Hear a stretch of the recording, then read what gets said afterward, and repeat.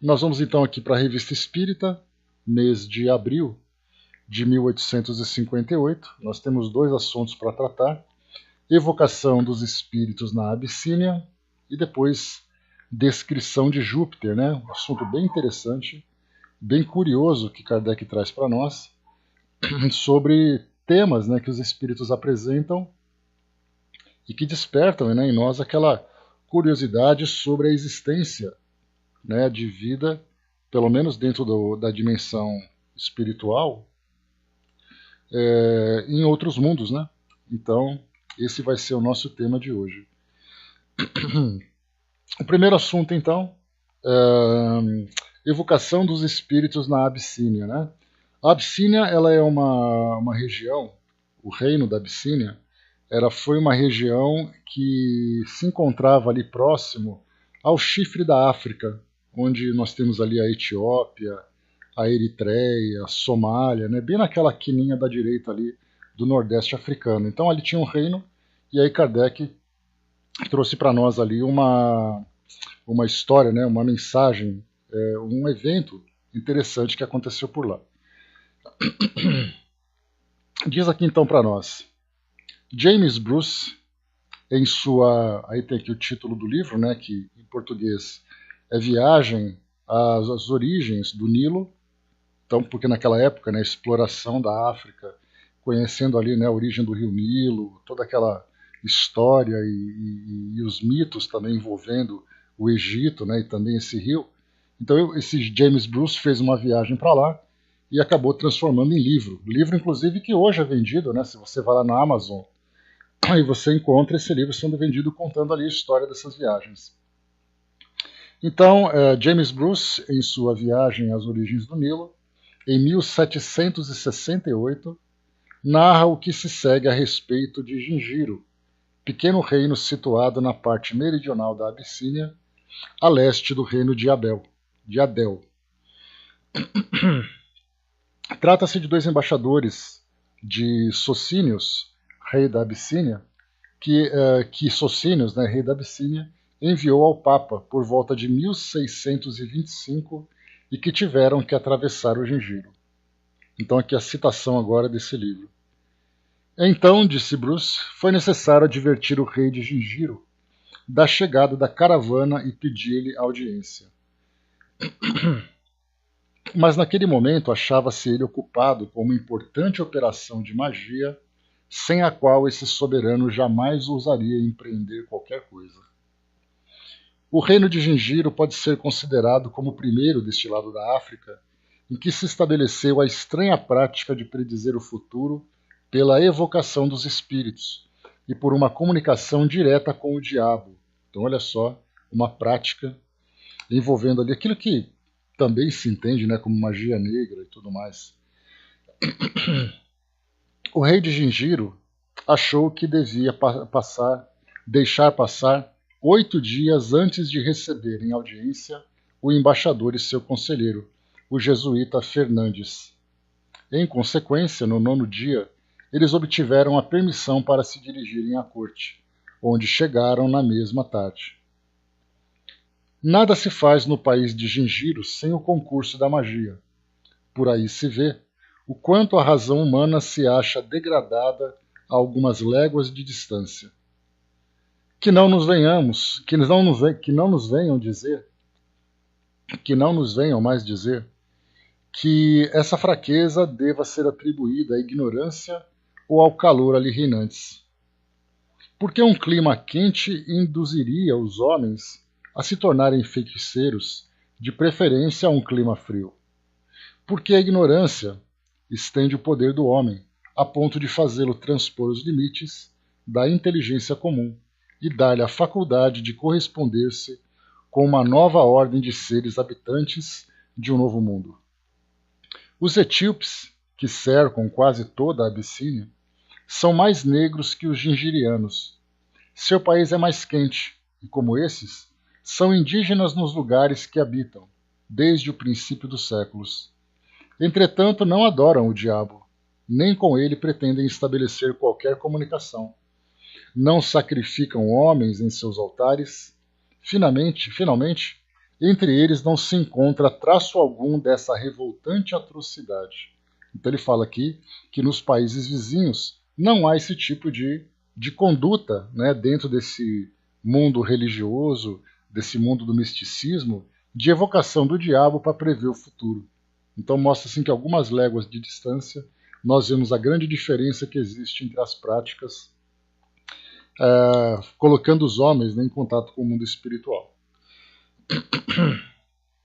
Nas regiões da África que se comunicam diretamente com o mar, o comércio de escravos é uma prática que ocorre desde os séculos mais recuados. Mas o rei de Gingiro, cujos domínios se acham encerrados quase no centro do continente, sacrifica ao diabo os escravos que não pode vender ao homem. É ali que começa esse terrível costume de derramar o sangue humano em todas as solenidades. Ignoro, diz o Sr. Bruce, até onde ele se estende ao sul da África, mas considero o Gingiro como o limite geográfico do reino do diabo do lado setentrional da península. Agora Kardec comentando, né? Tivesse visto o Sr. Bruce o que hoje testemunhamos e nada acharia de assombroso na prática das evocações usadas em Gingiro. Nelas vê apenas uma crença supersticiosa, enquanto nós encontramos sua causa nos fatos de manifestações falsamente interpretadas que lá, como alhures, se produziram. O papel que a credulidade faz o diabo representar nada tem de surpreendente.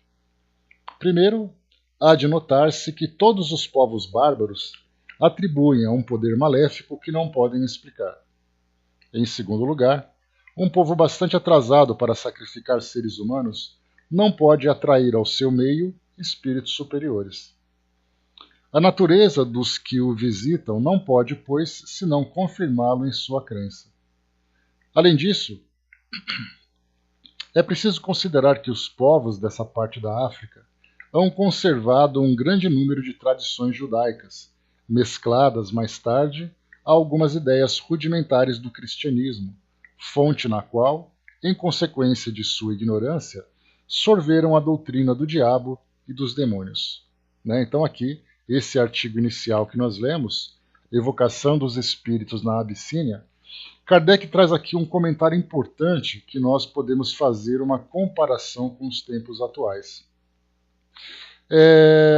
Quando ele diz que num ambiente onde são realizados sacrifícios humanos e que não poderia se esperar que nesse ambiente se manifestassem espíritos superiores, nós fazemos uma comparação hoje, por exemplo, quando nós encontramos nas crenças que fazem sacrifícios de animais uma situação correspondente. Porque, embora conselhos sábios sejam trazidos, né, dessas evocações, desses trabalhos, nós percebemos então que os espíritos que se afinizam com esse tipo de prática, embora tragam bons conselhos, ainda se encontrem muito apegados às práticas terrenas, ao ambiente terreno. Daí então todos aqueles comportamentos que nós vemos, né, de, por exemplo, os espíritos que exigem o sangue, espíritos que exigem rituais, né, onde nós temos ali bebidas alcoólicas, né, o tabaco, dentre outros objetos que são oferecidos, né, de joias, maquiagens, determinados tipos de roupas. Então nós vemos assim que é quase que uma situação que nós ficamos nos perguntando qual é a origem. Os espíritos se manifestam onde existem esses rituais, ou são esses rituais que atraem esses espíritos?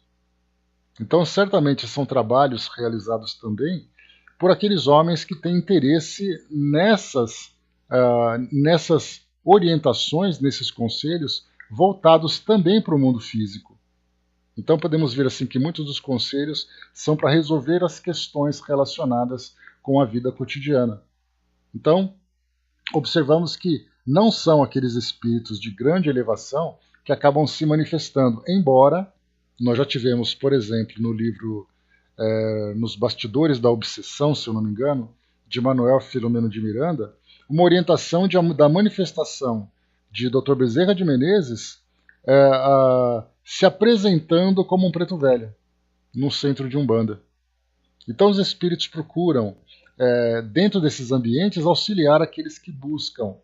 Mas certamente nós temos ali a presença de espíritos que têm uma ligação muito próxima com essas práticas, com esses rituais.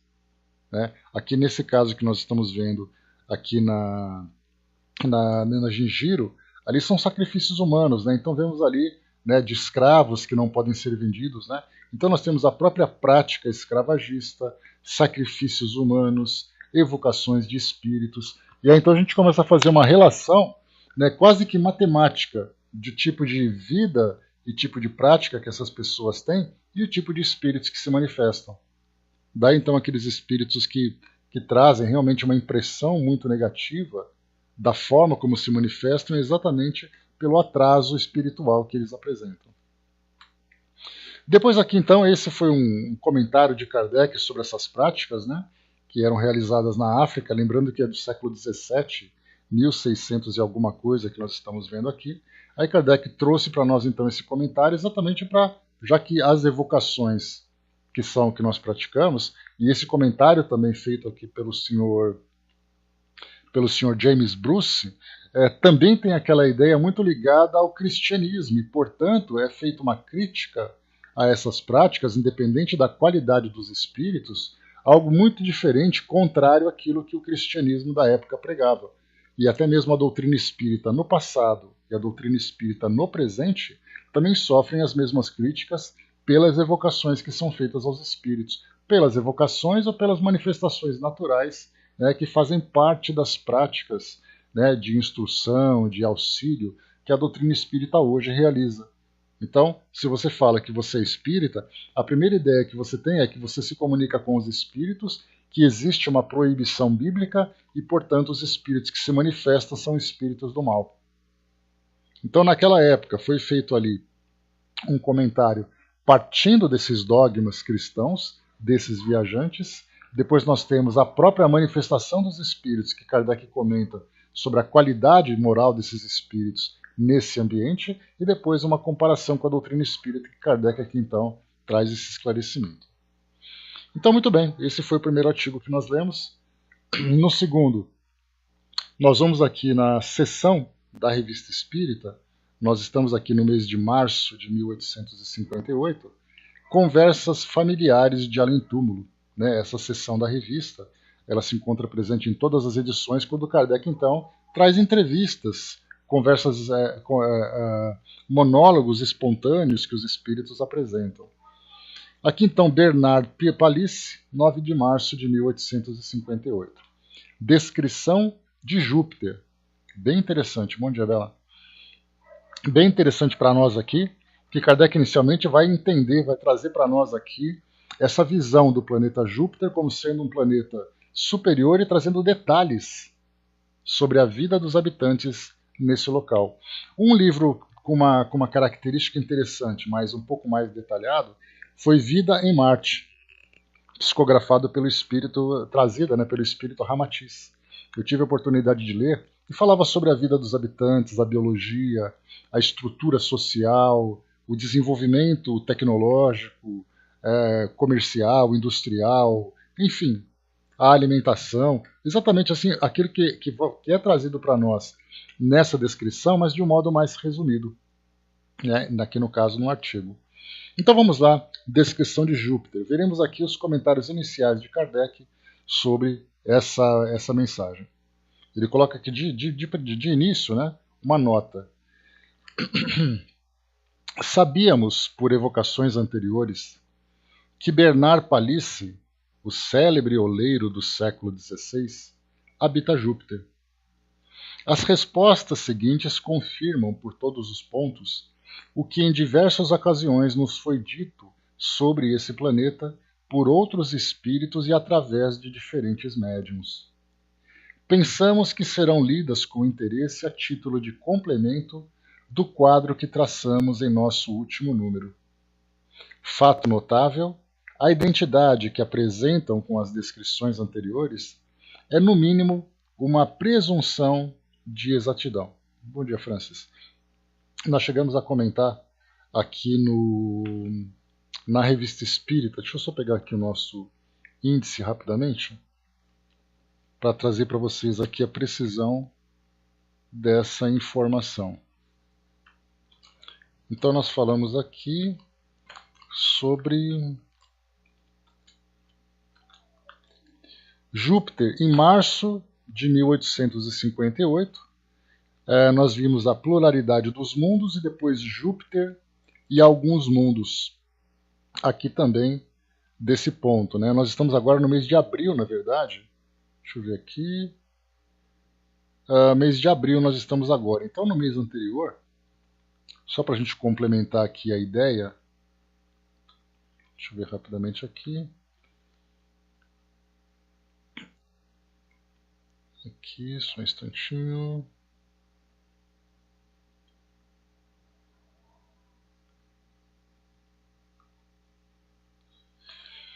Estou só pegando aqui o artigo para a gente poder trazer a pluralidade dos mundos que nós vimos.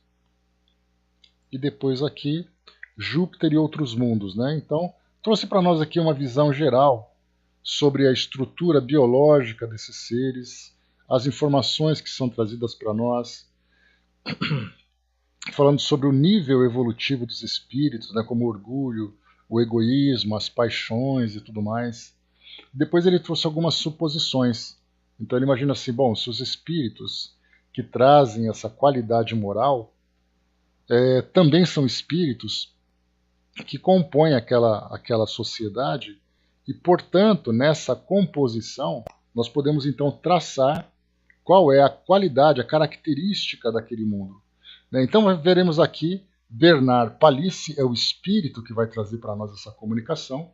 Ele foi mais uma vez um oleiro que viveu no século XVI, ali por volta de 1500 e alguma coisa, mas era um espírito que tinha um grau de elevação significativo. E aqui, conforme Kardec coloca na nota, ele habitava esse planeta Júpiter. Então, Kardec fala para nós aqui sobre outras comunicações que reforçam essa ideia de que Júpiter é um planeta mais desenvolvido, e ele forma então o controle universal, ainda que seja numa menor escala. Mas vamos lá então. Fato notável, a identidade que apresentam com as descrições anteriores é no mínimo uma presunção de exatidão. Então vamos lá, primeira pergunta. Onde te encontraste ao deixastes a terra? Nela ainda me demorei. Ou seja, né, Kardec pergunta para onde ele foi quando desencarnou a Terra, aí ele lembra aqui que ele ainda permaneceu aqui na Terra. Né? Em que condições estavas aqui? Sob os traços de uma mulher amorosa e devotada, era apenas uma missão. Essa missão durou muito? 30 anos. Lembra-te do nome dessa mulher? É obscuro. Ou seja, né, devia ser a Dona Maria da Silva, um nome comum num lugar qualquer que ninguém não é um nome de destaque, né, que seria reconhecido na história daquela sociedade. A estima em que são tidas as tuas obras te agrada? E isso te compensa dos sofrimentos que suportaste? A resposta: que me importam as obras materiais de minhas mãos? O que me importa é o sofrimento que me elevou. Com que objetivo traçaste pelas mãos do Sr. Victorien Sadot os desenhos admiráveis que nos deste sobre o planeta Júpiter onde habitais? Com o fim de inspirar o desejo de vos tornardes melhores. Esses desenhos foram publicados aqui na Revista Espírita também. Desde que vens com frequência a esta terra, que habitaste tantas vezes, deves conhecer bastante o seu estado físico e moral para que possas estabelecer uma comparação entre ela e Júpiter. Rogamos, pois, nos esclareças sobre diversos pontos. A resposta? Ao vosso globo venho apenas como espírito. O espírito não tem mais sensações materiais.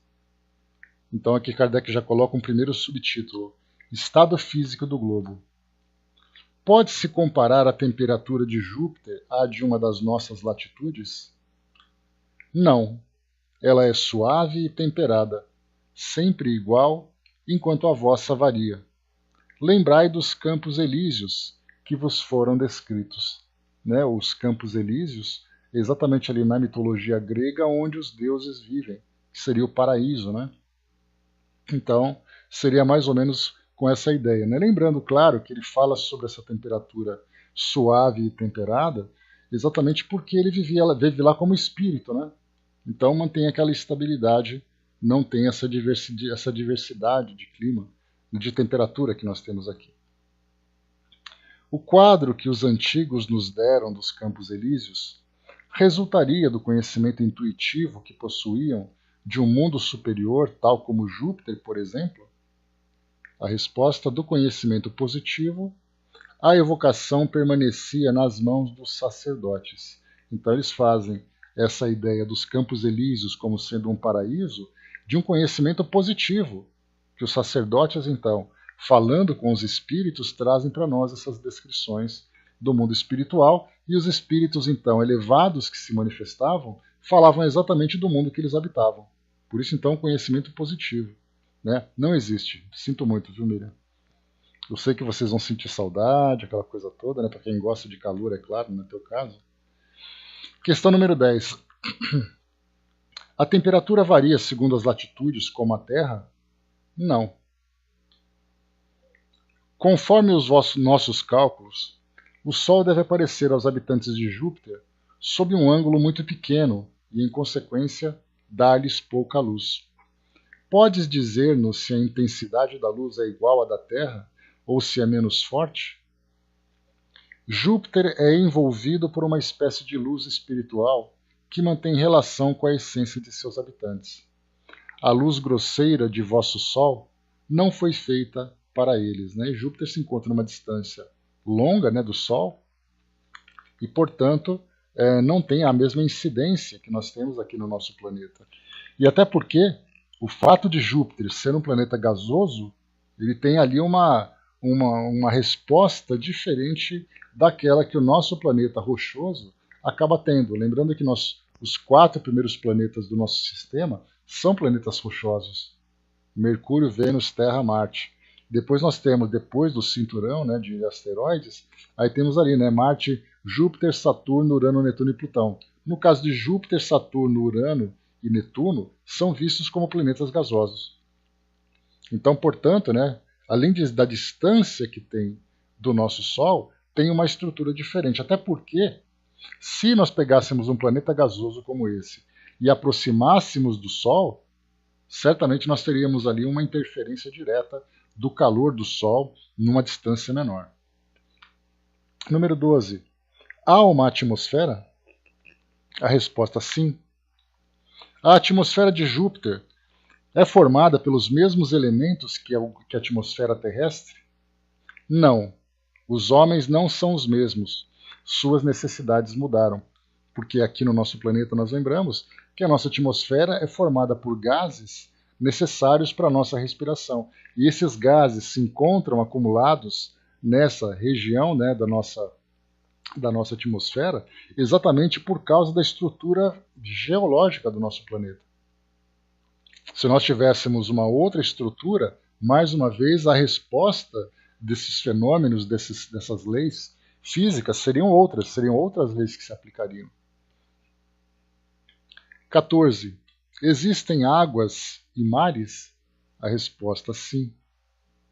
Então, para nós já é uma questão de revelação. A água é formada dos mesmos elementos que a nossa, mais etérea. E aí já muda então, né? Aquele que nós chamamos de água no estado líquido, lá é constituída por um elemento diferente. Então não é exatamente o H2O que nós conhecemos, ela é mais etérea. E aí é muito interessante essa questão, porque aí nós começamos a fazer as comparações e abrir precedentes importantes. Né? Kardec, por exemplo, ele fala no início que essas respostas que são trazidas pelos espíritos podem ser comparadas a outras respostas que outros trouxeram sobre o planeta Júpiter, dando ali quase uma presunção de exatidão. Então Kardec mostra, nesse caso, que ele se encontra convencido da veracidade dessas informações. Água num estado mais etéreo, E aí então nós pegamos uma descrição de nosso lar, que André Luiz apresenta, falando sobre o Parque das Águas. E aí então chovem críticas falando sobre uma ideia fantasiosa, uma materialização do pensamento dos espíritos e tudo mais. Então em Júpiter é aceito e Kardec fala sobre isso. Em nosso lar já não é aceito porque é uma fantasia espiritual. Então se nós tivéssemos ali um grupo de debates e fizéssemos uma comparação dessas informações, certamente nós entraríamos ali numa linha de raciocínio bastante interessante. Aqueles que acham aqueles que aceitam essa possibilidade e aqueles que negam, mas se deparam depois com essa informação. Então, por isso, a água no planeta Júpiter é muito mais etérea do que a nossa. Há vulcões? Não. Nosso globo não é atormentado como o vosso. Lá a natureza não teve grandes crises. É a morada dos bem-aventurados. Nele a matéria mal existe. Lembra que nós falamos dos planetas gasosos? Então, na verdade, toda aquela grande formação de Júpiter, ela se dá exatamente pelo acúmulo de gases, atraídos por um núcleo que até hoje acaba sendo estudado, continua sendo estudado pelas nossas ciências, em especial a astronomia e a astrofísica. Então, dizendo que a matéria mal existe, mas podemos colocar como sendo ali, né, o maior planeta do nosso sistema solar, formado de gases, e desses gases, então, né, trazem todos esses fluidos, essas substâncias, então, sem dúvida nenhuma, é uma estrutura diferente e, ao mesmo tempo, comporta também seres numa condição diferente. As plantas têm analogia com as nossas? Sim, mas são mais belas.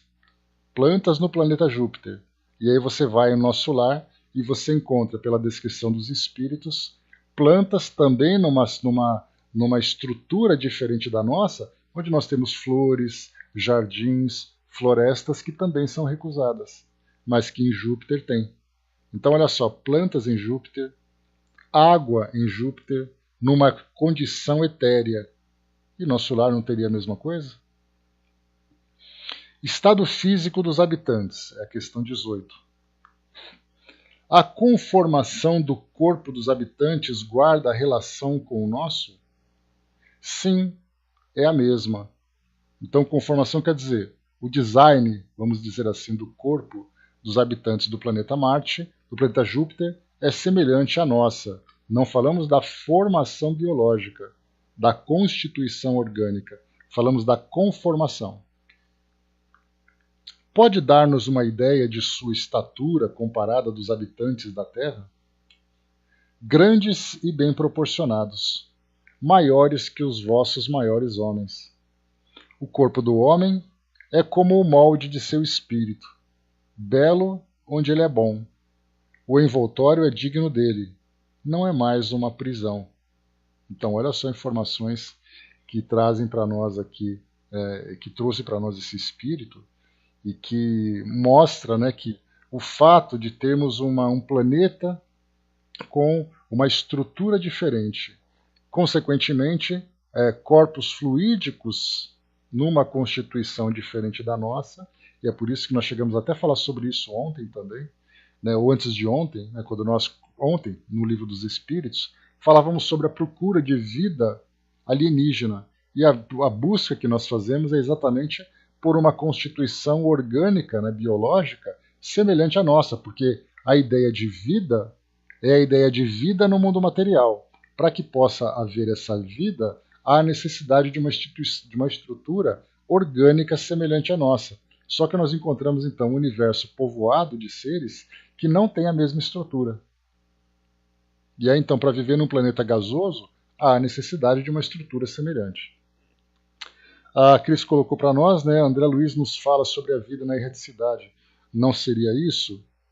Em cima aqui. Mas Kardec nos explica que Júpiter é um globo, um planeta, e não uma colônia na erraticidade, não é isso? Sim, sim, mas o que nós lembramos, Cris, né, a ideia desse precedente que eu comentei com vocês, é exatamente que nós encontramos aqui no nosso sistema solar substâncias numa condição etérea diferente da nossa, como é o caso de plantas. A planta não tem a mesma estrutura celular que a nossa, porque aqui a estrutura celular de uma planta, ela tem que absorver água, nessa condição que nós encontramos no estado líquido. No caso de Júpiter, a matéria quase não existe, como foi falado aqui pelo Espírito, e é um planeta gasoso. Então, portanto, esses elementos que existem lá existem com uma estrutura diferente, muito mais etérea, muito mais sutil. Se nós encontramos isso num planeta material, numa estrutura mais sutil, numa condição que nós não compreendemos, por que não entendermos também a capacidade que existe de produzir isso com um fluido que também é uma matéria mais sutil? É apenas a título de comparação. Se Júpiter você tem seres corpóreos, água e planta num estado mais sutil, por que não na condição desencarnada? Então é exatamente ali que nós fazemos apenas essa questão de precedentes, para fazermos uma comparação, porque muitas vezes se recusa ardentemente aquilo que é descrito no mundo espiritual, mas se aceita com naturalidade aquilo que a matéria pode oferecer. E a ciência jamais endossaria, ou melhor, não endossaria uma ideia como essa na atualidade exatamente por, primeiro, não ter condições de sondar essas estruturas, e segundo, pela recusa mesmo de acreditar que é possível isso nos nossos, no mundo material como o nosso, embora seja um planeta gasoso. Vejamos um pouco mais para frente essas curiosidades. Então, corpos grandes e bem proporcionados. Lá os corpos são opacos, diáfanos ou translúcidos? Então, olha só, pergunta interessante. Há uns e outros. Uns têm tal propriedade, outros têm outra conforme sua destinação. Então, nós temos ali nessa variedade de corpos diáfanos, translúcidos ou opacos. Opacos são aqueles mais materializados, translúcidos são aqueles mais etéreos. Então, nós encontramos tanto um como o outro. Concebemos isso para os corpos inertes, mas nossa questão refere-se aos corpos humanos.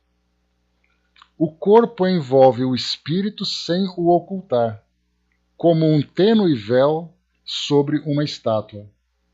Nos mundos inferiores, o invólucro grosseiro oculta o espírito a seus semelhantes, mas os bons nada têm a esconder. Pode ler no coração uns dos outros. Que aconteceria se assim fosse na Terra? Então, exatamente mais uma vez aqui, essa sutileza do corpo físico a ponto de não ocultar o espírito. É muito difícil para nós fazermos uma comparação. Quando ele fala um tênue véu sobre uma estátua, então nós tentamos fazer uma analogia com o mundo material, mas temos uma dificuldade muito grande de imaginar isso dentro da realidade.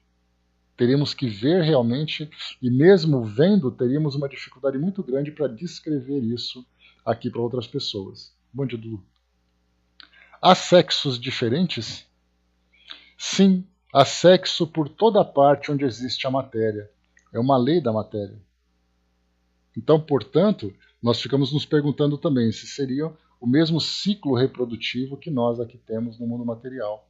Seria através da relação sexual? Seria através ali de uma fecundação, da mesma forma que acontece aqui no nosso mundo? São perguntas que somente fazemos a título de especulação. Qual é a base da alimentação dos habitantes? É animal e vegetal como aqui? Puramente vegetal.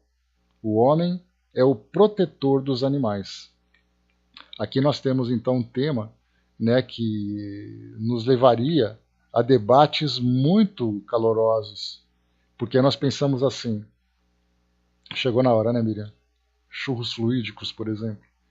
Então nós temos assim essa parte dos animais, muitas vezes críticos sobre a conduta dos seres humanos de se alimentar dos animais, considerando os animais como seres inferiores e tudo mais, E nós lembramos sempre que a vida, a nossa relação com os animais, dentro desse campo da alimentação, nesse campo dos estudos da medicina, das nossas ciências, ainda fazem parte do nosso comportamento. Então, mas lá nesse mundo mais elevado, nós temos exatamente essa visão de ver realmente os animais como seres em evolução e não simplesmente vê-los pelos corpos que possuem. Nesse livro que eu falei para vocês, Vida em Marte, que foi trazido por Ramatiz, ele tem uma passagem interessante, né, mostrando que, na visão dele, assim como também de Maria João de Deus, que era a mãe de Chico Xavier aqui quando encarnado, falam sobre Marte como um planeta mais evoluído que o nosso. Fala, por exemplo, 500 anos de evolução tecnológica e 1000 anos de evolução moral à nossa frente. Então é como se nós estivéssemos lá no ano 1018, por exemplo, onde nós tínhamos ainda a baixa Idade Média com todas as suas práticas e costumes ainda tão primitivos, toda aquela materialidade, as guerras das cruzadas e tudo mais, e Marte fosse como hoje nós estamos aqui no século XXI. Ainda temos os nossos problemas, mas nem se compara com aquilo que se vivia naquela época. E em termos de evolução tecnológica, é como se nós vivêssemos em Marte olhando para a Terra na época do descobrimento das Américas. Vendo ali as navegações ainda por veleiros, não tendo ainda eletricidade, não tendo ainda medicamentos, não tendo nada que nós temos hoje. Vivendo realmente de uma forma primitiva. Então mostra, nesse caso do planeta Marte, né, Ramatiz comenta que vai chegar um momento em que nós vamos parar de nos alimentar dos despojos mortais de nossos irmãos inferiores. Então aqui o que Kardec pergunta sobre a relação, né, com relação à alimentação dos habitantes, se é animal ou vegetal, fala exatamente de puramente vegetal. Qual seria o comportamento vegano? Né? Porque a gente lembra sempre que não é apenas com relação a deixa eu lembrar aqui que eu ia falar, peraí. Com relação ao hábito de nos alimentarmos com essa alimentação saudável. É também pelas próprias dificuldades que nós temos, né, de acesso a essas alimentações. Então, porque não são em todas as partes do nosso mundo que nós encontramos vegetais de sobra. Muitas vezes dependem da alimentação animal ainda, das vestimentas, das medicações, a parte, por exemplo, de cosméticos, medicações, tudo isso vem de muitas experiências feitas com os animais. Então, quer dizer, o nosso estado evolutivo, né, ainda não que justifique, mas mostra ainda do porquê desse nosso comportamento. Então, lá nesse local, a visão espiritual envolve todos os seres, inclusive aqueles dos reinos inferiores. Foi-nos dito que eles absorvem uma parte de sua alimentação do meio ambiente, da qual aspiram as emanações. Isso é exato? A resposta sim. Lembramos também que descrição de colônias espirituais, os espíritos também absorvem essa, entre aspas, alimentação da atmosfera em que eles viviam. Rapidamente aqui, beleza, Francis, bem-vindo de volta. Comparada à nossa, a duração da vida é mais longa ou mais curta? Mais longa. Qual é a duração média da vida? Como medir o tempo? Não podes tomar um dos nossos séculos por termo de comparação? Creio que mais ou menos 5 séculos. Então o tempo médio de vida de um espírito encarnado naquele planeta chega a 5 séculos.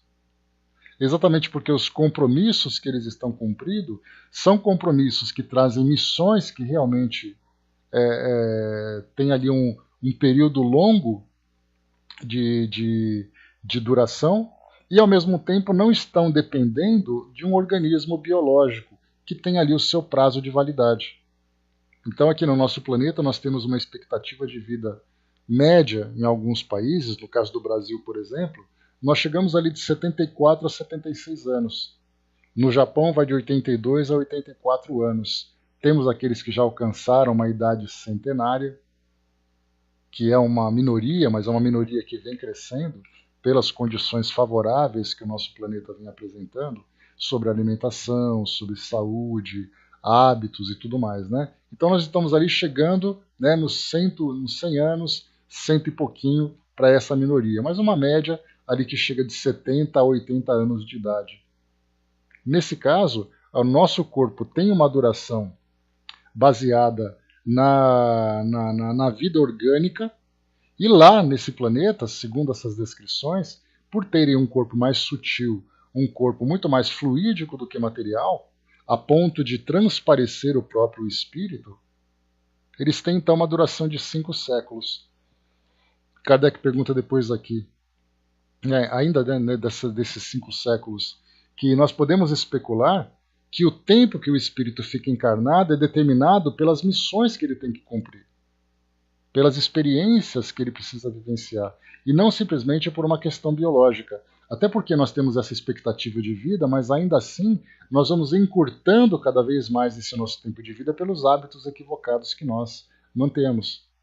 Nesse caso, os espíritos são saudáveis pelo fato de estarem elevados, espíritos saudáveis, portanto, corpos saudáveis, ainda que sejam corpos mais sutis do que o nosso, e aí então nós imaginamos que ele não morre porque o corpo físico desgastou. Ele desencarna, na verdade, né, pelo corpo físico desgastou, mas ele desencarna pelo cumprimento da tarefa que ele assumiu, que já não há mais necessidade dele continuar como encarnado, que embora seja um mundo sutil, não se compara, por exemplo, à própria liberdade que o espírito tem de viver fora da matéria, ainda que seja uma matéria sutil. O desenvolvimento da infância é proporcionalmente mais rápido que o nosso? A resposta: o homem conserva a sua superioridade. A infância não comprime sua inteligência e nem a velhice a extingue. Então, quer dizer, o espírito reencarna, pelo que eles colocaram para nós, já conscientes de si mesmos. Não é como a criança, completamente dependente e ainda precisando desenvolver, né, a sua estrutura psíquica baseada no seu organismo. Então nós temos ali por ano, né, cada ano vai desenvolvendo um pouco mais. Aqui, como o corpo não depende desse tempo biológico, porque se nós tivéssemos, por exemplo, a mesma estrutura biológica em outros mundos, não haveria um desenvolvimento mais rápido ou mais lento, é a mesma coisa. Porque os espíritos dizem para nós que a mesma lei da física que existe aqui no nosso planeta é a mesma lei que existe em outros planetas, outros mundos do universo. Em cada ambiente, de acordo com a estrutura, temos fenômenos muito precisos. Mas, por exemplo, um planeta com a mesma estrutura que a nossa, na mesma distância que o Sol, com seres biológicos, eles não vão sair voando, por exemplo, se existe a mesma força gravitacional. O corpo físico da biologia, da multiplicação das células, não será mais acelerado pelo fato de viver num mundo diferente se as condições são as mesmas. Então a mesma lei que rege aqui no nosso planeta será a lei que vai reger também outros mundos.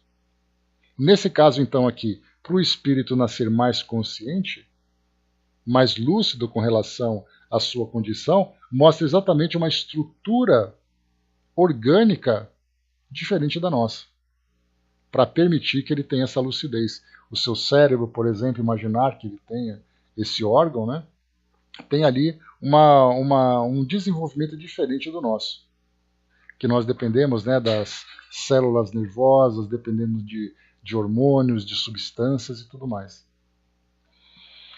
29. Estão os homens sujeitos a doenças? Não estão sujeitos aos vossos males. Mais uma vez, né? Como tem estruturas orgânicas diferentes da nossa, as nossas doenças que afetam a matéria não atingem esses espíritos. Não tem, por exemplo, né, dor nos ossos, não tem ali tumores, não tem gastrites, exatamente porque essa é uma característica do corpo material biológico como o nosso. Se o corpo deles é diferente, significa então que também terão ali efeitos diferentes. Portanto, não tem doenças. Lembrando que doenças são para nós alertas, para chamar a nossa atenção para comportamentos e hábitos equivocados que nós temos. Se os espíritos já estão elevados, daí então espíritos que migram para mundos mais elevados, porque eles já estão educados o suficiente para não precisarem dessas restrições ou desses estímulos para chamar a atenção. 30. A vida está dividida entre vigília e sono? Por exemplo, Angelina, claro que para nós é difícil, ficarmos citando nomes, que esse é melhor, esse é pior, mas esses são bons exemplos para nós. O próprio Chico também da mesma forma, outros grandes nomes que estiveram presentes na história da humanidade, inclusive outros que viveram como anônimos, mas nem por isso não deixaram de deixar sua marca também, dentro desse campo moral principalmente. Então, viveram o que tinham que viver, agora vão então continuar o seu desenvolvimento num ambiente propício para isso. Seria como, para que nós vamos prender um aluno numa escola de ensino fundamental ou ensino médio, se ele já atingiu o nível superior? Ele vai então migrar para uma outra escola que ofereça condições para que ele possa se desenvolver dentro daquele nível em que foi alcançado. Esse e tantos outros nomes, Madre Teresa, Mahatma Gandhi e outros nomes importantes. Então a vida está dividida entre vigília e repouso. Ele precisa dormir e depois acordar para fazer suas tarefas. Ele coloca assim, entre ação e repouso. É diferente, porque nós lembramos que o sono é uma condição biológica. O nosso cérebro precisa daquela pausa para recompor ali as suas energias e o nosso corpo também. Se o corpo é diferente, para que o espírito tem que dormir? Ficar inconsciente naquele período se o corpo dele não precisa desse tipo de regeneração. Então é dividido entre ação e repouso. Esse repouso ele faz o que bem quiser. Em próprio nosso lar, nós temos André Luiz comentando que você tem o tempo de trabalho e o tempo de repouso. Esse repouso pode ser de descanso, se o espírito estiver ainda com uma relação muito próxima com o mundo físico, ou pode ser de lazer. Ele faz o que bem achar melhor. Já dos espíritos que são os instrutores lá de nosso lar, não tem essa ideia de dormir, mas ele tem ali os momentos em que eles fazem o que eles querem, sem estarem vinculados a alguma obrigação. Poderias dar-nos uma ideia das diversas ocupações dos homens? Olha só que pergunta interessante. Seria preciso dizer muito. Sua principal ocupação é encorajar os espíritos que habitam os mundos inferiores a perseverarem no bom caminho. Não havendo eles infortúnio a aliviar, vão procurá-los onde existe o sofrimento. São os espíritos bons que vos sustentam e vos atraem ao bom caminho. E aí então nós perguntamos, nessa relação, nessa grande cadeia de solidariedade que existe entre os mundos, nós vemos então os mundos superiores apoiando os mundos inferiores a progredirem. Portanto, os espíritos superiores ajudando os espíritos inferiores. Porque estando nessa condição, e Kardec fala sobre isso naquele artigo do mês de março, sobre Júpiter e outros mundos habitados, fala sobre os níveis evolutivos, espíritos que não alimentam mais o egoísmo, o orgulho, a vaidade, a fraternidade e o intelecto são bem desenvolvidos. Se o sentimento de fraternidade está mais desenvolvido no espírito, ele naturalmente vai procurar aqueles que estão ainda sofrendo para ajudar. O espírito quase que tem uma necessidade de fazer esse trabalho. Então não é aquela história assim, olha, eu sou bem desenvolvido, então eu quero ficar aqui no meu mundo quieto, não quero me incomodar com ninguém. Um espírito jamais vai ser feliz em detrimento do sofrimento do outro. Então você vê o outro sofrendo e você vive a sua vida com toda a felicidade como se nada tivesse acontecido. Isso é uma característica nossa desse nosso mundo físico. Nós ainda somos assim. Passamos pelas ruas, tropeçamos em pessoas pedindo comida, em pessoas doentes e vamos vivendo a nossa vida com felicidade, entre aspas. Na verdade, essa não é uma felicidade, é um comodismo, é um conforto, um bem-estar que nós atribuímos a nós mesmos, fazendo com que isso se torne cada vez mais intenso conforme nós vamos ignorando aquilo que se encontra à nossa volta. Para esses espíritos que demonstram ali a sinceridade dos seus valores, esse estado de fraternidade faz com que eles naturalmente procurem a oportunidade de trabalho. Não esperam a oportunidade aparecer, eles criam as oportunidades. Questão 32. Presta atenção, Miriam. Ali se cultivam certas artes, lá elas são inúteis. As vossas artes são brinquedos que distraem vossas dores. Olha só, hein? Então, essas artes que nós fazemos aqui, na verdade, são manifestações, passatempos, fontes de renda. Então, lá, essas artes são inúteis. E claro, né, aqui é uma resposta que o Espírito deu. Pois é, mas é uma resposta que o Espírito deu baseado talvez na comparação com aquilo que nós fazemos aqui. Mas nós sabemos que a arte no mundo espiritual, que é a manifestação do Espírito, se encontra presente em todos os lados. Música no espaço e tudo mais. Então a resposta que ele deu aqui abriria margens para discussão. Porque nós sabemos que existe arte no mundo espiritual como essa manifestação do Espírito, e ele vai dizer aqui que a arte é inútil naquele lugar. Então, de repente, ele está focando naquele tipo de arte, da forma como nós manifestamos a arte aqui no nosso mundo. Entendo dessa forma, para não trazer como definitiva essa questão. 33. A densidade específica do corpo permite-lhe transportar-se de um lugar para outro, sem ficar, como aqui, preso ao solo? A resposta sim. Olha só os espíritos se deslocando com mais facilidade. Diferentemente do nosso, que nós temos que ficar dando passo atrás de passo, com essa força gravitacional nos puxando para baixo, provocando cansaço, limitando as nossas ações e o nosso deslocamento. Lá, eles têm mais essa facilidade sem estarem presos ao solo. Será que eles flutuam? Será que eles deslizam? Será que eles levitam?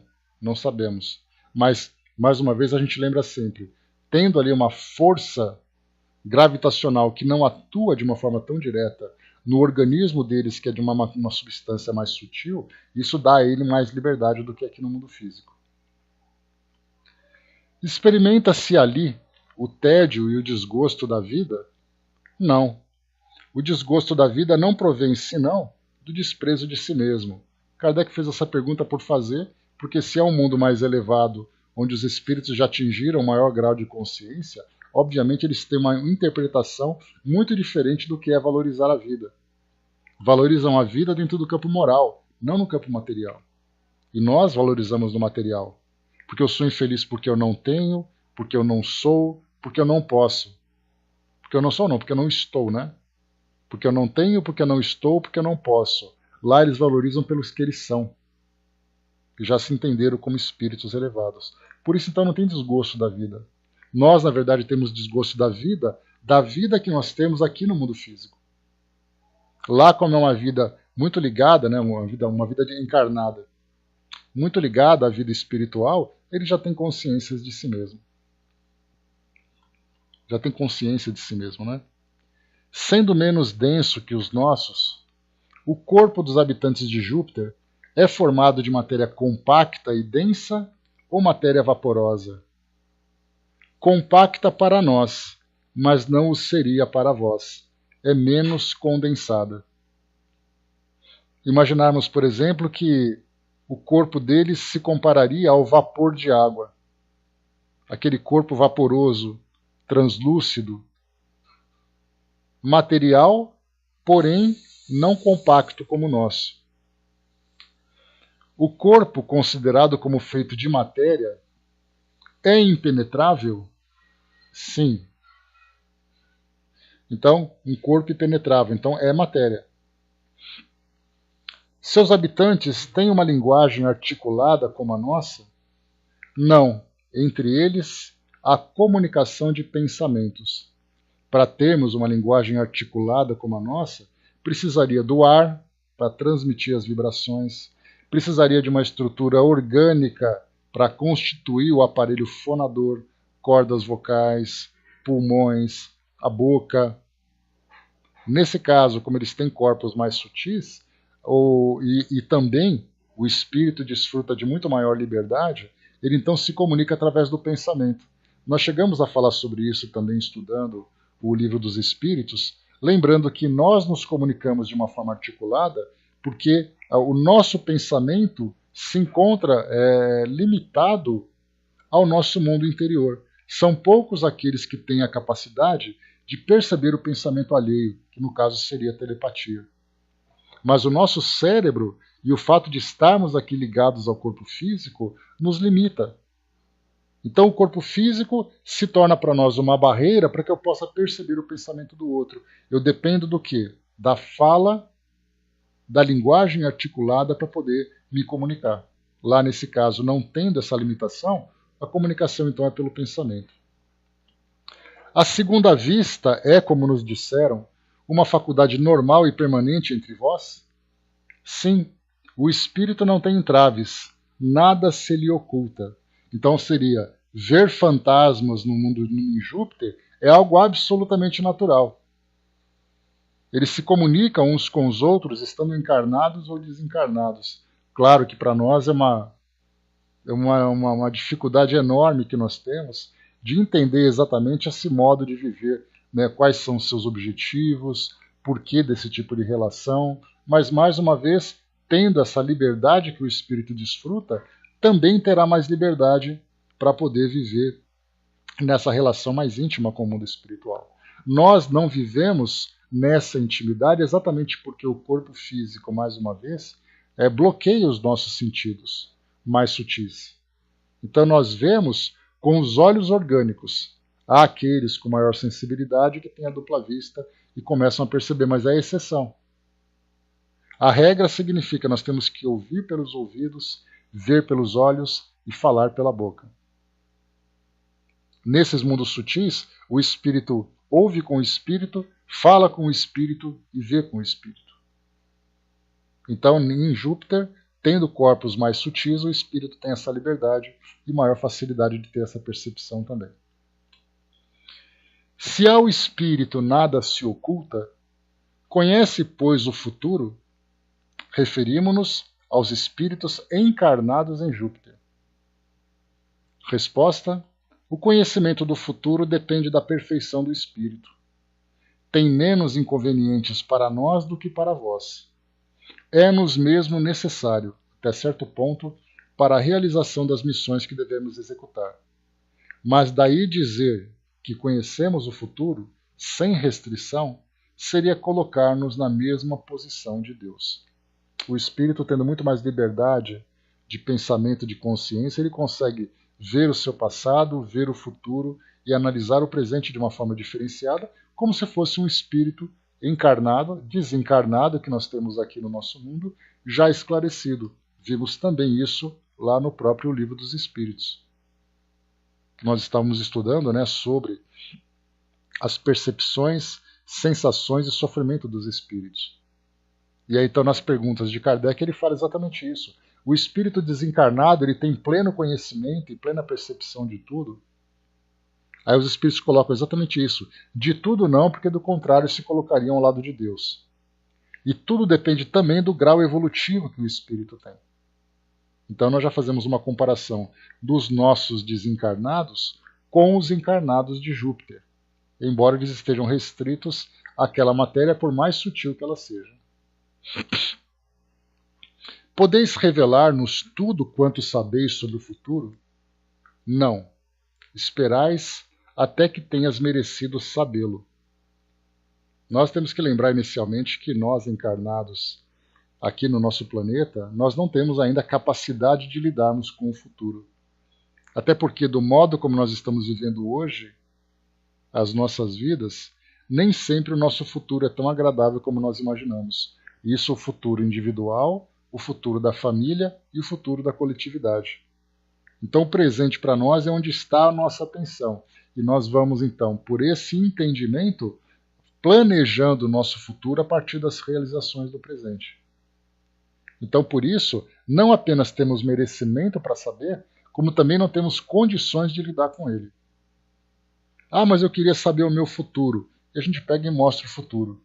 Aquele futuro triste, sofrido, muitas vezes desastroso que o espírito tem. O que ele faz então? Para onde ele vai fugir?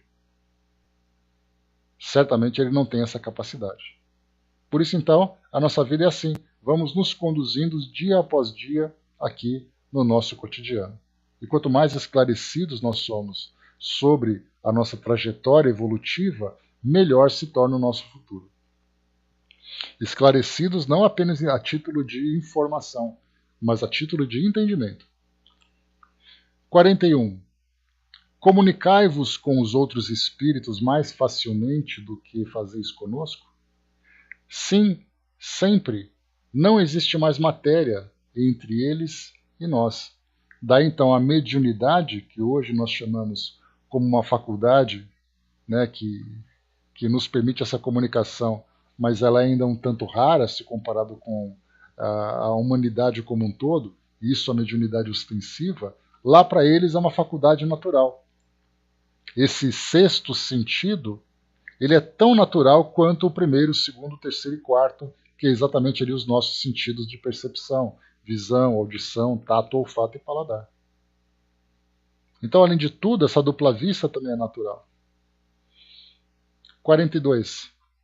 A morte inspira o horror e o pavor que provoca entre nós? Por que seria apavorante? O mal já não existe entre nós. Só o mal encara o seu último momento com pavor. Ele teme o juiz. Aqui ele fala do juiz da consciência, né? Então lá para eles a desencarnação é simplesmente ele deixar a veste, literalmente, e continuar se desenvolvendo nesse novo ambiente. E essa veste não é uma veste pesada. É simplesmente um casaco que ele tira e segue o seu desenvolvimento. Em que se transformam os habitantes de Júpiter após a morte? Crescem sempre em perfeição, sem mais terem de que sofrer provas. Então eles ainda têm provas a vivenciarem. Entendemos aqui que eles não têm mais expiações, não precisam mais corrigir os erros do passado. Esses erros foram corrigidos em existências anteriores em mundos de provas e expiações. Agora as suas provas, quais seriam essas provas? O espírito está submetido a provas enquanto ele precisa evoluir. Então ele vai evoluindo, praticando ali, né, os seus exercícios evolutivos, sendo avaliado pelos resultados, de uma forma muito sutil, muito diferente da nossa. Cheguei até a comentar com vocês, fazendo uma comparação, né? Imaginarmos o Dr. Bezerra de Menezes. Ele é um espírito puro? Não. Ele é um espírito que precisa evoluir? Sem dúvida. Mas quais seriam as experiências que ele vivenciaria para continuar a sua evolução? Será que é possível comparar uma prova de um espírito na envergadura de Bezerra de Menezes e uma prova de espíritos como nós? As nossas provas estão muito ligadas ainda à nossa inferioridade, às nossas paixões. O espírito, então, quando ultrapassa essa barreira, as suas provas têm o objetivo de alcançar realmente esse estado de pureza. Né? Não, esse mundo de regeneração, o Cris, ele continua sendo ainda um mundo material como o nosso. Nós estamos aqui vivendo essa transformação, segundo os espíritos esclarecem, fazendo com que nós estejamos numa condição de espíritos regenerados. Mas os espíritos regenerados não necessariamente são felizes. Os regenerados, eles não se sentem mais culpados, eles não criam mais sofrimentos. Mas daí eles alcançarem essa condição de plenitude, ainda tem um caminho longo. Então, se Júpiter é um planeta que traz toda essa sutileza na sua estrutura, na condição de encarnado para os espíritos, nas suas provas, ele não se compara com o mundo material como o nosso. O nosso corpo físico não deixará de ser biológico como é. O que vai facilitar nesse mundo de regeneração, esse estado de tranquilidade, harmonia que nós vamos viver aqui, vai ser exatamente que moralmente nós vamos nos transformar. Consequentemente, eu não vou criar mais sofrimentos, ou pelo menos vou criar cada vez menos sofrimentos para mim ou para o próximo. O mundo vai viver em harmonia e, portanto, eu não terei mais expiações para cumprir. São provas ainda relacionadas a essas paixões inferiores, mas com menor intensidade. Nós teremos um mundo mais desenvolvido em sociedade, em tecnologia, em valores, em justiça, em administração, em tudo. Mas continuará sendo um mundo biológico. Se eu cair, por exemplo, vou quebrar a perna do mesmo jeito. No caso de um planeta como Júpiter, tendo corpos fluídicos, Não há necessidade mais do espírito passar por essas experiências dolorosas. Então, o mundo de regeneração, a gente lembra que é um mundo moral. E materialmente, como os espíritos lembram, também há essa transformação. No caso da transformação do nosso planeta, é a estabilidade geológica e também atmosférica. Não haverá mais esses desastres naturais, porque nós vamos chegar num estado de equilíbrio. Não sabemos como isso vai acontecer, mas é isso que os espíritos trazem para nós. Teremos uma estabilidade material, portanto, a nossa vida na crosta do planeta vai ser uma vida baseada exatamente na nossa evolução moral, não na resolução de problemas, para acabar com o sofrimento de terremoto, de vulcões, de tsunamis, de grandes tempestades arrasando cidades. Não é isso que os espíritos trazem para nós. Então a regeneração é uma transformação moral que nós vamos vivenciar, aproveitando também, acompanhando também uma evolução tecnológica, mas continuando ainda sendo biológico. Depois ele continua aqui para nós. Não haverá em Júpiter espíritos que se submetam a provas para cumprirem uma missão? A resposta é sim, mas não se trata mais de prova. Só do amor, o amor do bem os leva a sofrer. Então, nesse caso aqui, o espírito vai desenvolvendo, por exemplo, o seu sentido de caridade no nível avançado. Que nós temos a caridade no estágio inicial, no estágio intermediário e no estágio avançado, podemos dizer assim para comparação. Nós estamos vivendo aqui no nosso mundo o estágio inicial. Nós precisamos das desgraças e das catástrofes para nos sensibilizar. Porque, do contrário, cada um viveria as suas vidas. Nós percebemos que existe uma mobilização muito grande na nossa sociedade quando nós vemos essas grandes catástrofes. A solidariedade se torna assim, ela acaba indo à flor da pele de todas as pessoas. Fazem mutirões, fazem campanhas, se mobilizam para poder ajudar aqueles que sofrem. Mas se não for por isso, nós não olhamos para as pessoas na rua. Todo dia você passa numa praça e vê ali um mendigo deitado. Você nem olha para a cara dele. Aí de repente acontece uma tragédia no seu bairro, você corre para levar ali mantimentos e ajuda para as pessoas que sofreram. Então esse é o nível inicial. Aquele intermediário é quando nós começamos a olhar realmente para as necessidades que estão à nossa volta. E fazemos aquilo que podemos, dentro das nossas concepções, para ajudar aquelas pessoas. São os infortúnios ocultos, né?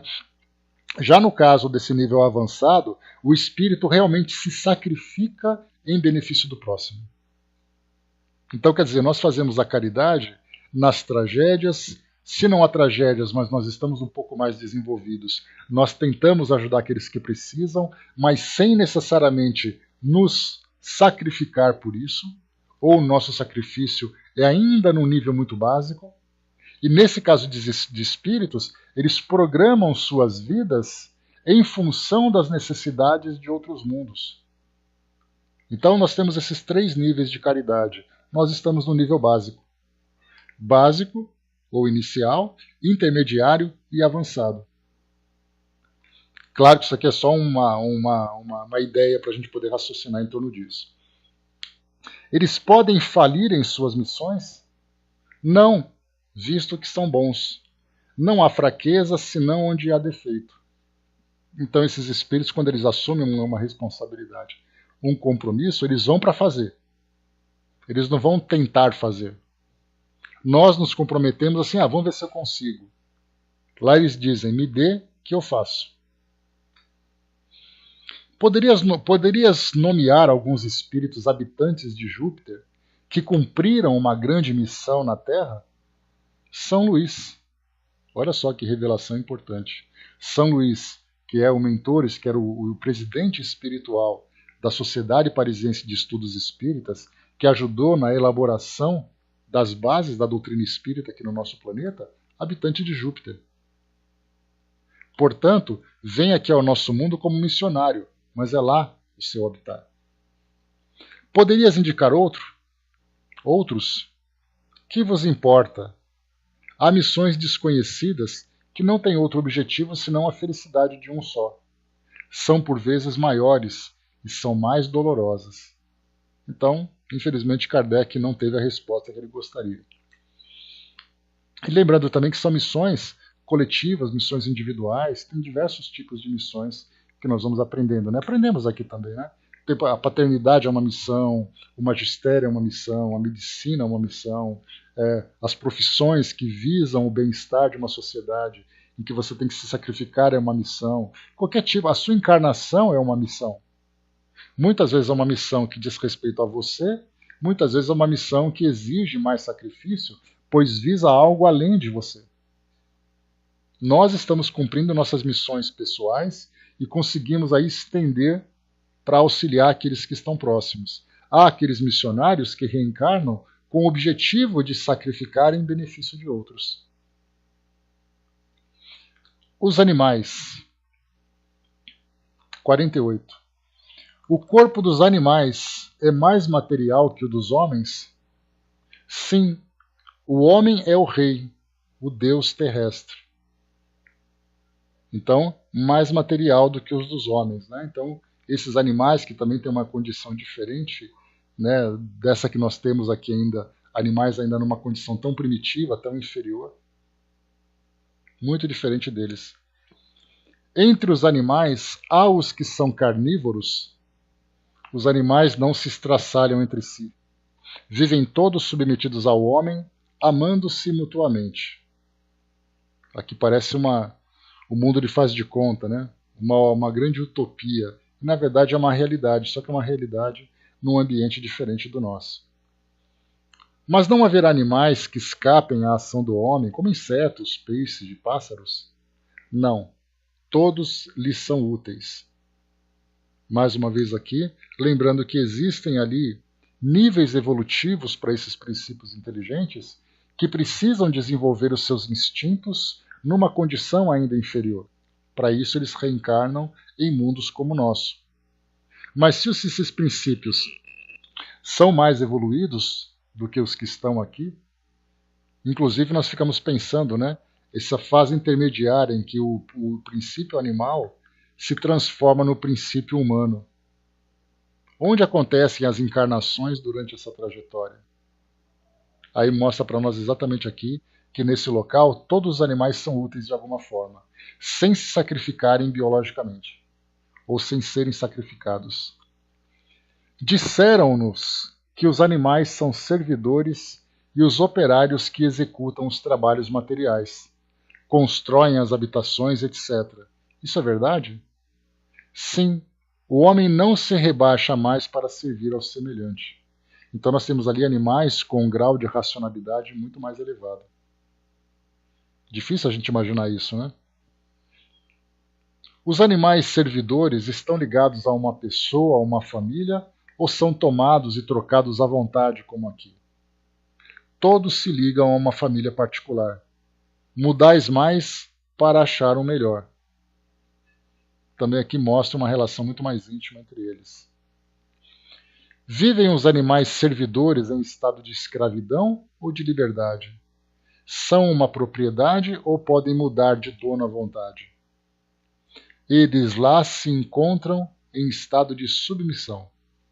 Essa submissão nós entendemos que é muito diferente de escravidão, porque a escravidão envolve a agressão, envolve ali você tirar todo tipo de liberdade que aquele ser tenha, subjugá-lo aos seus caprichos inferiores. Nesse caso, é uma submissão, uma obediência. Então, imaginemos seres nessa condição. Os animais trabalhadores recebem uma remuneração por qualquer de seus esforços? Não. Pergunta interessante de Kardec, que seria exatamente isso. Qual é a motivação que esses animais têm de se manterem nessa condição de serviçais submissos a esses espíritos mais elevados? Não sabemos. Talvez seja uma influência moral que nós exercemos sobre ele e eles têm ali consciência das suas condições. Tudo para nós ainda é mera especulação. As faculdades dos animais desenvolvem-se por uma espécie de educação? Eles o fazem por si mesmos. Então eles têm ali um desenvolvimento natural e é obviamente que a gente coloca também a questão da educação, né? Seria adestramento? Poderíamos colocar adestramento, né? Mas numa condição mais elevada, num nível mais elevado. Os animais têm uma linguagem mais precisa e mais caracterizada que a dos animais terrestres? Certamente. Ou seja, uma comunicação muito mais clara, muito mais desenvolvida. Deixa eu ver aqui. Agora nós vamos deixar isso aqui para o próximo encontro, que tem muitas questões aqui. Deixa eu só ver rapidamente aqui só um instantinho. Não, dá pra gente ir sim. Deixa eu pegar rapidinho aqui então. Estado moral dos habitantes. Deixa eu ver, 57. Nós vamos até 57 a 82. São quase 30 questões. Vou dar uma acelerada aqui para a gente poder terminar esse texto. Não, não vai dar tempo. Eu vou acabar correndo aqui, vou desperdiçar bastante coisa. Principalmente porque agora a gente vai falar sobre o estado moral dos habitantes. E isso é importante para nós, porque agora, independente do estado físico do globo, ou dos animais que lá vivem, da alimentação que eles têm, essa questão moral já diz respeito de uma forma mais direta a nós. Porque exatamente essa é a proposta evolutiva que nós temos, nos melhorarmos moralmente para chegarmos numa condição de mais felicidade e menos sofrimento. Então aqui vai merecer de nós aqui uma atenção mais especial. Então nós paramos aqui na página 178, Estado Moral dos Habitantes de Júpiter. Continuaremos então no nosso próximo encontro na semana que vem. Então, meus amigos, todos querem, né, Francis? Querer, para nós, infelizmente, nem sempre é poder. Mas poderemos um dia. Vamos lá com calma que a gente consegue.